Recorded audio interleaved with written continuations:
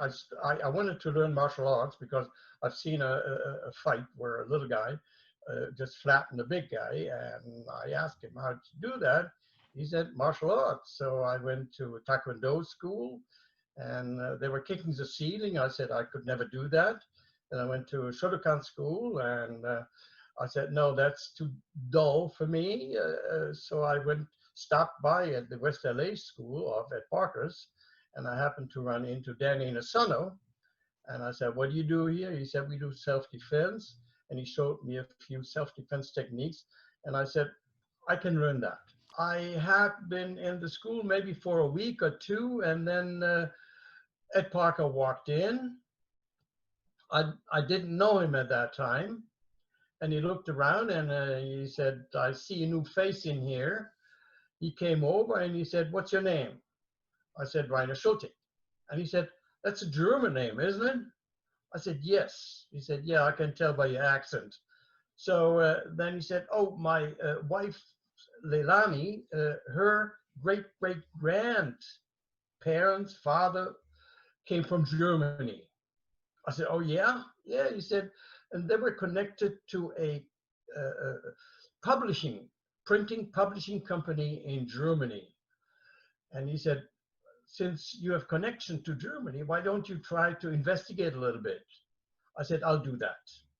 So then a couple of weeks later, I had some answers, and he came in and he said, Rainer, come to the house and talk to Leilani and tell her what you find out. And this company, Bertelsmann it's called, is still today the largest printing company in Germany. So we had a lot of interesting talks about this. And this is how I became a friend of the house of Parker. And I learned from that time that we were doing Kenpo as a system. And we, as individuals, were the styles. But Kenpo was, we could do Kenpo according to our physical and mental ability, since we could not do Ed Parker's Kenpo. What? Adjust the system to our physical and mental ability. So at the beginning, we spent probably 35% of an hour on basics. Then we spent another 35% on techniques, and then the rest was freestyle. At the international, the only time was 1982. And I took in the senior black belt division, I took second place. I was running the international on that weekend with Bridget and myself. And I had started 4 o'clock in the morning, setting up all the arenas.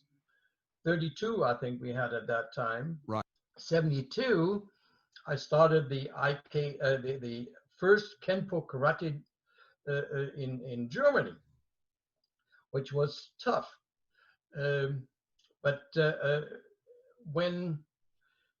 If you wanted to use the school gymnasiums, you had to be recognized, and nobody could tell anything about. So that we have to test you to be a regular or a martial artist. I said, what are you going to test me on? I said, all right, you wouldn't test me on short one on the left side, or what? Or 5 swords? And they started laughing. And I said, no, let's do this. You invite me to your schools. That was Kung Fu, that was Shotokan, Taekwondo. I said, I come to your school, or you come to mine or to my group, and then you can test me on a little bit of fighting. So that didn't happen. And then I got a letter from Ed Parker, and he said, Rainer, I hear you ruffling a lot of feathers over there. And I wrote back to him, I said, Mr. Parker, yes, I am, but I learned that from you.